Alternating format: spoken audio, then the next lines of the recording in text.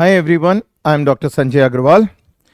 So yet another set of problems which were there in CUT, PG, CS and IT paper, like mathematics section of the paper meant for admission to MCA, MSc Computer Science and MSc Operational Research and other allied disciplines.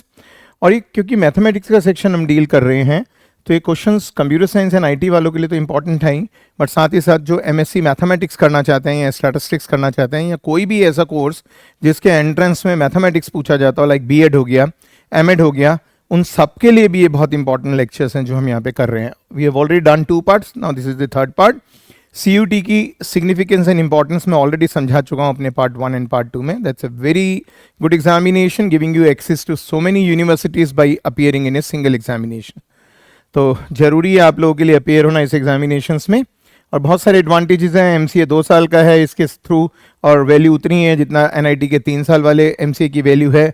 DU इसमें है, JNU इसमें है, जामिया मिलिया इस्लामिया इसमें है, BHU इसमें है और सारी सेंट्रल यूनिवर्सिटीज़ भी इसमें हैं. So you must work hard to so that you are able to get a very good score in CUET and I am here to help you for that. Okay, मैं कोशिश कर रहा हूँ कि आप लोग अपने ऑब्जेक्टिव को अटेन कर सकें. तो करते हैं डिस्कस प्रॉब्लम. मेथड वही रहेगा. We'll use traditional methods, we'll use basic common sense, we'll use gut feelings and then most of all logic and common sense to be able to answer questions using least possible time. Okay, पहला question देखते हैं. Coordinate geometry का है, homogeneous equation of second degree है. If one of the lines of this bisects the angle between the axis in the first quadrant then this.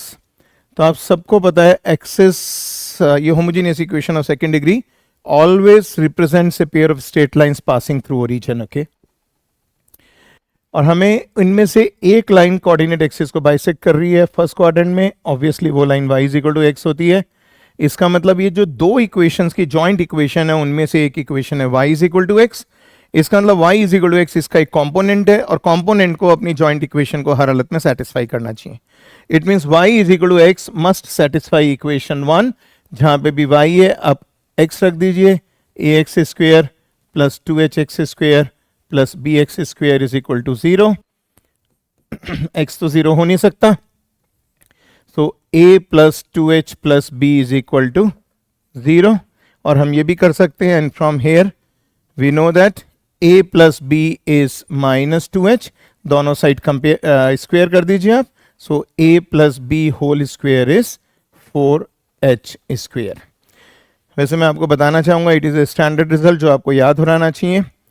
Question क्या होता है जब भी homogeneous equation of second degree bisects the angle between the coordinate axis, then a plus b whole square must be equal to 4h square. But ये इसका method है. एक और भी मेथड से मैं आपको इसे करना सिखा देता हूँ.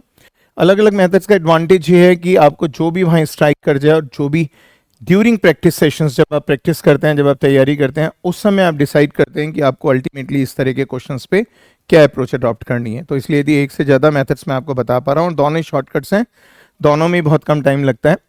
आपको याद होगा जब आप होमोजीनियस इक्वेशन और सेकंड डिग्री आपने कोऑर्डिनेट में पढ़ी थी तो इसकी स्लोप इक्वेशन निकालते हैं हम. ये जो इक्वेशन 1 है this is representing 2 lines passing through origin.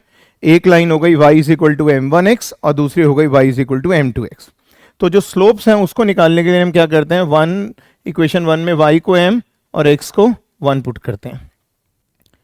तो स्लोप इक्वेशन ऑफ 1 इज, खुद देखिए क्या हो जाएगी, bm square plus 2hm plus a is equal to 0. ठीक है, so that is the slope equation. bm square plus 2hm plus a is equal to 0.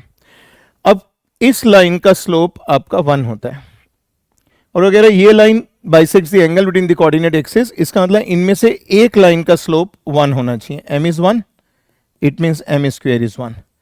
इस m square is equal to 1 को आप 2 में पुट कर दीजिए, आप पे आ जाएगा a plus B is minus 2h, hence a plus B whole square is 4h square. तो इससे आपकी एक रिवीजन ये भी हो गई कि homogeneous equation of second degree में स्लोप इक्वेशन लिखने के लिए क्या सब्स्टिट्यूशंस करा जाता है. बट आज के बाद आपको याद होना चाहिए x की जगह 1 एंड y की जगह m. So these were the two methods. I don't think इनमें से कोई भी मेथड आपके 20 सेकंड से ज़्यादा लेगा. आप खुद मेरे इन लेक्चर्स के बाद प्रैक्टिस करके देखा कीजिए कि आपको कितना टाइम लग रहा है, तभी तो आप प्लान कर पाएंगे. ओके मतलब ऐसा नहीं है कि एट रैंडम आप सारे साल पढ़ते रहे बिना वो अप्रोच और स्ट्रैटेजी डिसाइड करें और सीधा एग्जाम में जाके बैठ जाते हैं. नो, बहुत प्रॉपर तरीके से स्ट्रैटेजी आपकी डिसाइडेड होनी चाहिए, बहुत अच्छी तरीके से प्रैक्टिस होनी चाहिए एक्चुअल टाइप के क्वेश्चंस के लिए. इसलिए जेन्युइन टेस्ट सीरीज आपको जरूर करनी चाहिए. ऐसे ही नहीं जो नेट पे कोई भी टेस्ट सीरीज डल जाती है, कोई भी क्वेश्चन डल जाता है और आप सोचते हैं ईजिली अवेलेबल है, फ्री में अवेलेबल है, why not to do this. But your time is not free, your career is not for free. Okay, आप उसको तो कॉम्प्रोमाइज नहीं कर सकते ना. तो actual and genuine test series कीजिए जो सचमुच आपको वो टाइप के क्वेश्चंस देते हो जिस टाइप के क्वेश्चंस पूछे जाएंगे. अब this is again an easy question. Okay, मुझे लगता नहीं इसमें कोई भी गलती करेगा. tan square 90 minus theta is cot square theta. मैंने इसे सिंप्लीफाई कर लिया. Sine square 90 minus theta is cos square theta. Similarly cosecant square 90 minus theta is secant square theta and cot square 90 minus theta is tan square theta. इन intensives के लिए आपके brain को mobility की आदत होनी चाहिए. आपने देखा पहला क्वेश्चन कोऑर्डिनेट का, दूसरा ट्रिग्नोमेट्री का हो गया, हो सकता है तीसरा कॉम्बिनेटोरिक्स का हो, चौथा प्रोबेबिलिटी का हो, पांचवा वेक्टर्स का हो. That is a possibility. ठीक है, तो आपको सेम टाइप पे अलग अलग टॉपिक को सोचने की काबिलियत होनी चाहिए और वो डेवलप होती है यदि आप प्रॉपर तरीके से उसे प्रैक्टिस करते हैं और तैयार करते हैं. तो इसलिए जब भी आप घर पे चीज़ें तैयार करते हैं तो ये नहीं कि आपने पहले अलजेब्रा आपने सोच लिया कि मैं अगले 15 दिन तक अलजेब्रा निपटाऊंगा, मैं पूरा अलजेब्रा कर लूँ, उसके अगले 15 दिन आप कोऑर्डिनेट करेंगे. नो नो, आप at the same time do more than one subject, 1 और 2 3 सब्जेक्ट्स आप एट द सेम टाइम करेंगे. आप 15-15 दिन के या 10-10 दिन के स्लॉट डिवाइड मत कीजिए, क्योंकि सपोज हमने 15 दिन में कोऑर्डिनेट करा, फिर 15 दिन में अलजेब्रा करा, फिर 15 दिन में प्रोबेबिलिटी करा. अब जब आप प्रोबेबिलिटी खत्म करते हैं, आप यदि देखेंगे रिवाइज करके तो आपको बहुत कम कोऑर्डिनेट याद होगी, क्योंकि उसके ऊपर ऑलरेडी लेयर्स बन चुकी हैं प्रोबेबिलिटी की, वेक्टर्स की और औरों की. तो the best approach is do many things at the same time. Okay, तो एक दिन के अंदर आप आवर्स डिवाइड कीजिए और उन अलग अलग आवर्स में या स्लॉट ऑफ आवर्स में आप अलग अलग टॉपिक कीजिए सिलेबस के, तभी आपके ब्रेन को मोबिलिटी की आदत पड़ेगी. कोई मैजिक नहीं होगा सडनली एंट्रेंस के अंदर आपको सब चीज़ें याद आनी शुरू हो जाएं. और आपको आता कितना है वो मैटर नहीं करता, आपको उस समय याद कितना आता है वो मैटर करता है, और वही आपको सिलेक्शन देता है. तो ध्यान रखिएगा मेरी इस एडवाइस को. I have been giving this advice for last 30 years to my students. 1994 में I started this institution Sanmax India. Okay, और जब से मैं एडवाइस दे रहा हूँ और इसी तरीके से टीच कर रहा हूँ और स्टूडेंट सेलेक्ट हो रहे हैं at most of the places, at most of the good places. Okay, अब आप इसको डिस्ट्रीब्यूट कर लीजिए. कॉट स्क्वायर थीटा से टेन स्क्वायर थीटा कैंसिल हो जाएगा, तो आपने सिंप्लीफाई करा तो सीकेंड स्क्वायर थीटा आ गया, और कॉस स्क्वायर थीटा से सेक्स स्क्वायर थीटा कैंसिल हो जाएगा minus ten square theta. And I think इसमें तो मुझे बताने की कोई जरूरत नहीं होनी चाहिए, it should be 1.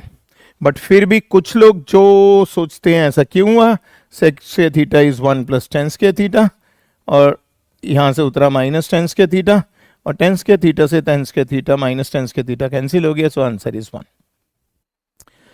So that was another problem from actual CUT paper. Now this is another simple example again from trigonometry. I think this should again not take more than say 25 seconds because a bit of calculations are there, but इतनी भी ज़्यादा calculations नहीं है. एक तो जैसे ही आपको दिखाई देना a plus b is 45, बिना सोचे आप सोच लीजिए, और यहाँ 10 इन्वॉल्व है, आप 100% है कि आपको ये फॉर्मूला यूज करना ही पड़ेगा बिकॉज 10 45 इज 1. ठीक है ना, आपने स्टेप बाय स्टेप आप चल रहे हैं. 10a प्लस 10b क्या होता है आपका, 10a plus 10b upon 1 minus 10a 10b. बाद में उधर जाएंगे, पहले हम सिंप्लीफाई कर लेते हैं. And 10 45 is what, 1, so it gives me what, 10a plus 10b plus 10a 10b is 1. ये आइडेंटिटी आपके पास आ गई. और आप यहाँ भी टाइम कैलकुलेट करके देख सकते हैं, जबकि यहाँ तो मैं सारे स्टेप्स लिख रहा हूँ और आपको समझा रहा हूँ. एक्चुअल एग्जामिनेशन में 80% तो हम लिखते ही नहीं है, सारी कैलकुलेशंस हम ब्रेन में करते हैं. तो ये करा कैसे, क्रॉस मल्टीप्लाई होकर नीचे वाला इधर चला गया and I was able to do this. अब मैं इसको करके देखता हूँ जो एग्जामिनर मेरे से मांग रहा है, what ever is asking from me. और आप सबको पता है कि 45 से 50 के करीब क्वेश्चंस आते हैं सीयूटी में मैथमेटिक्स के सब्जेक्ट स्पेसिफिक पोर्शन में, और एक क्वेश्चन के लिए अराउंड 1.2 1.3 मिनट्स का टाइम होता है, समटाइम्स 1.4। ओके, इनमें से कुछ प्रॉब्लम्स ऐसे होते हैं जो 5-10 सेकंड में सॉल्व हो जाते हैं, कुछ ऐसे होते हैं जो 3-4 मिनट भी लगा सकते हैं। तो मैं हमेशा ये भी एडवाइस करता हूँ, क्योंकि हर क्वेश्चन की वेटेज सेम है, तो यदि आपको कोई भी क्वेश्चन डिफिकल्ट लगता है या आपको लगता है इसमें कैलकुलेशन बहुत ज़्यादा है, तो आप उसको पेंडिंग डालिए, उससे पहले वो क्वेश्चंस कीजिए जो इजीली आंसर हो सकते हैं। वो भी मैं एक लेक्चर में ट्रिक्स बताता हूँ कि how to identify questions which are to be attempted first. Okay, चलिए वापस यहाँ पे आ जाते हैं, इन्हें मल्टीप्लाई कर लीजिए आप। तो ये आपका आ गया 1 + 10a, this is equal to 1 + 10a + 10b + 10a 10b। आपने खाली डिस्ट्रीब्यूट कर लिया इसे, और आप खुद देखिए, इट्स सो इजी। ये पोर्शन इसकी वजह से 10a + 10b + 10a 10b is 1, यहां से आपने ये 1 यहां पे पुट कर दिया, तो आपका आ गया 1 + 1 that is 2। So problem is done. Hardly 20-25 seconds. Okay, even समझाने के बाद भी आप देख सकते हैं कि it is not taking much time. So let us do another problem. So now it's from vectors. It is a problem from vectors. So let us see what they want. But it must again be very easy problem. Vector हमेशा से important topic रहा है, चाहे वो निमसेट हो, चाहे वो CUT हो, चाहे वो कोई भी और एग्जामिनेशन हो, क्योंकि ये आपको एक विजुअलाइजेशन देता है डायरेक्शन का भी और मैग्नीट्यूड का भी। आप सब जानते हैं vector is what, it's a physical quantity which is having magnitude as well as direction. But बाद में इलेक्ट्रिक करंट ने शो करा दैट ये डेफिनेशन अपने आप में सफिशिएंट नहीं है, तो एक और एक्सिम इसमें ऐड करा गया। तो आज की डेट में हम ये कहते हैं कि vector is a physical quantity which is having magnitude, which is having direction and which also satisfies the triangle law of addition. क्योंकि कई बार ऐसा होता है जैसे इलेक्ट्रिक करंट है, उसमें मैग्नीट्यूड है, उस पर डायरेक्शन है, बट वो ट्राइंगल लॉ ऑफ एडिशन को सेटिस्फाई नहीं करता। So that is not considered as a vector, that is considered as a scalar. चलिए, वो आज के इस क्वेश्चन का डिस्कशन नहीं है, but since we are preparing for an entrance and anything which can help us should be done there itself. Okay, तो there and then itself, तो इसीलिए मैं बीच बीच में ये चीजें डिस्कस करता हूं आप लोगों के साथ। ए और बी दो यूनिट वेक्टर्स हैं, तो चलिए यूनिट वेक्टर्स होने से ये तो फायदा हुआ कि इनका मैग्नीट्यूड 1 है, उनकी हमें फिक्र करने की जरूरत नहीं है। The magnitude is 1, so we need not worry about them. अब दो वेक्टर्स हैं, they are perpendicular to each other, और परपेंडिकुलर वेक्टर्स का डॉट प्रोडक्ट हमेशा 0 होता है। बाद में पढ़ेंगे वो क्या पूछ रहा है, परपेंडिकुलर वेक्टर्स का डॉट प्रोडक्ट 0 होता है। तो आपने कहा कि इन दोनों का डॉट प्रोडक्ट 0 है, that is what the examiner is giving me. ठीक है ना, एकदम अटैक करना होता है एग्जामिनेशन में, जैसे आपका एनिमी सामने खड़ा है वॉर में और आप उस पर एकदम अटैक करते हैं, जो पहले अटैक करता है he is the winner. Okay, so वही अप्रोच आपने अडॉप्ट करनी है, immediately attack on the question, but बिना घबराए, बिना कॉन्शियस हुए, बिना एंशियस हुए। परपेंडिकुलर टू ईच अदर आपको निकालना है angle between a and b का मैग्नीट्यूड तो 1 वी नो। हमने डॉट प्रोडक्ट की प्रॉपर्टीज यूज करी, सिंपली डिस्ट्रीब्यूट कर लिया, 5a.a माइनस 4a.b। आप a.b लिखिए या b.a लिखिए, उससे कोई फर्क नहीं पड़ता, because dot product is always commutative, a.b and minus 8b.b।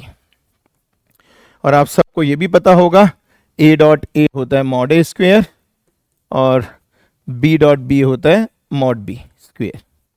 और mod a and mod b already 1 मुझे गिवन है, they are given to be unit vectors. तो यहां से मेरे पास आ गया 5 माइनस 4 मैग्नीट्यूड ऑफ ए। अब इन दोनों को ऐड कर देते हैं, तो why don't we add these two, इन्हें अलग अलग क्यों कैलकुलेट करना है हमें, तो सीधा ऐड करके करते हैं। इन दोनों का सम हो गया 6a.b। तो ये मेरे पास क्या आ गया, +6 mod of a mod of b, लिखने की जरूरत नहीं एग्जाम में, into cosine of the angle between them -8। So that is giving me, ठीक है ना, I want to find angle between them and that is given with 0। ये 0 क्योंकि right hand side is 0, dot product से 0। It implies what is this, so you can see that 6 cos theta is 3, cos theta is 1/2 and now nothing left to be said। और जब cos theta 1/2 हो जाता है, when your cos theta is 1/2, I need eraser क्योंकि ये mix हो गया जरा सा। When you are so involved and you are writing, and exam में भी अब इसी तरह से लिखते हैं, आपको उस चीज की केयर नहीं करनी है कि राइटिंग कैसी है, because nobody is looking at those things, okay? Nobody at all is looking at those things। तो यहाँ से बहुत ऑब्वियस है कि आपका थीटा आ जाता है 60 degree. 1/2 is a common value, so this is 60 degree. और पाई बाई 3, बट वहाँ क्योंकि चॉइसेस में 60 डिग्री लिखा हुआ है, so I am writing it degree not in radians, otherwise मैं पाई बाई 3 लिख देता। तो आपने देखा ये भी बहुत इजीली क्वेश्चन सॉल्व हो गया, और बहुत कॉन्फिडेंस आता है जब एग्जाम में इस तरह से क्वेश्चंस आपसे सॉल्व होते चले जाते हैं, और स्पेशली जब आप कम टाइम लगा के सॉल्व करते हैं तो वो आपको एक्साइटेड करता है, और एक्साइटमेंट आप में और कॉन्फिडेंस लाता है, और उस कॉन्फिडेंस से आप और अच्छी तरीके से क्वेश्चंस अटेम्प्ट कर पाते हैं। Now this is the last question of this particular slot of 5 questions. तो again it is on vectors, A B vector है, बी बी वेक्टर है, okay, and C B vector given है, and A cross C plus B is 0, A dot C दिया हुआ है, तो अब ये दिया हुआ है तो I have to use it. तो मुझे गिवन है A cross C plus B is 0, I am given this, okay. वैसे तो गलती है यहाँ पे, ये 0 नहीं होना चाहिए, 0 वेक्टर होना चाहिए, क्योंकि जब लेफ्ट हैंड साइड वेक्टर है तो right hand side should also be A vector, okay, that's so obvious. तो 0 should be A vector on the right hand side. हमारे आंसर में फर्क नहीं पड़ता, बट यदि हम कॉन्सेप्ट की बात कर रहे हैं तो कॉन्सेप्ट तो गलत हो जाता है ना, यदि राइट हैंड साइड पे आप स्केलर लिख देते हैं और लेफ्ट हैंड साइड पे आप वेक्टर लिख देते हैं, so it should be A vector. If left is vector so should be A vector. अब आप इसमें कर कैसे सकते हैं, अब आपको चाहिए ए डॉट सी, तो आप क्यों ना दोनों तरफ इसे क्रॉस प्रोडक्ट ले लेते हैं ए से। आपने सारे का क्रॉस प्रोडक्ट ले लिया ए से, तो आपके पास हो गया ए क्रॉस, करिए आप लोग करिए, दैट इंप्लाइज, और स्पीड लगाइए, देखिए कि कितनी जल्दी आप कर सकते हैं इसे, A cross C plus A cross B is equal to 0। अब यहां तक आ गए, ठीक है ना, यू रीच दिस पॉइंट। अब आपको पता ही है वेक्टर ट्रिपल प्रोडक्ट का फॉर्मूला क्या होता है, first third second minus first second third. तो ये वाला तो आपका ये आ गया, और ऊपर से आपने plus A cross B is equal to 0 फिर लिख लिया। मैं पहले भी बता चुका हूं, जब भी वेक्टर ट्रिपल प्रोडक्ट हो आप इसे मानिए फर्स्ट, इसे मानिए सेकंड, इसे थर्ड। एक्सपेंशन कैसे होता है, first third second, first third second minus first second third, ऐसे ध्यान रखना है आपने, ओके। अब ए डॉट सी आपके पास है 4, you are already given 4, it is 4, तो ये आपका आ गया 4a। ए डॉट ए से मैग्नीट्यूड निकल जाएगा, ए का मैग्नीट्यूड क्या हो गया आपका, root of 1 plus 1, that is root 2, so A dot A is mod A whole square is 2, तो यहां पे 2 आ गया ये। और A cross B, you all know how to find A cross B, okay. A cross B is equal to 0, A cross B के लिए आप शुरू में करते हैं आई जे के 1 माइनस 1 0 और 1 1 1, ये आपका आ गया ए क्रॉस बी। करिए कंप्यूट करिए इसे, ए क्रॉस बी यहां से आपके पास आ जाएगा, तो you know how to do this. आई आपने भाड़ लिया, माइनस 1 आ गया यहाँ पे, माइनस जे आ गया, ये कॉलम गया, ये रो गया, 1 आ गया, प्लस के आ गया, you know how to expand a determinant, ये गया, that is 1 plus 1, so that is minus i minus j plus 2k, that is your a cross b. So plus minus i minus j plus 2k is equal to 0। तो यहां तक आप लोग पहुंच गए, okay. तो अब कोई इशू नहीं है, ये 4a में भी a की वैल्यू पुट कर दीजिए, तो it gives you what, 4i minus j minus i minus j plus 2k is equal to 2c। आपको c का मैग्नीट्यूड निकालना है ना, तो आप 2c को अलग ले गए, और इसे आपने सिंप्लीफाई कर लिया, 4i minus i that is 3i minus 4j minus j minus 5j plus 2k is equal to 2c। और मैग्नीट्यूड निकालना इज नॉट एन इश्यू। अब यहां से 2 हटाइए, 2 इसके नीचे लिख दीजिए, so it implies mod of c, you all know how to do this, 1/2 यहां आ गया, रूट ऑफ 9 प्लस 25 प्लस 4, तो रूट 38/2।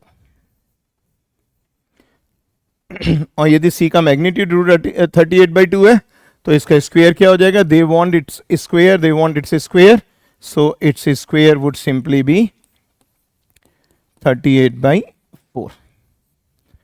2 दूनी 4, 2 एकम 2, 2 9 18. So is there any choice 19.2? Yes, 19.2. So another 30 to 40 seconds, okay, and you were able to do this.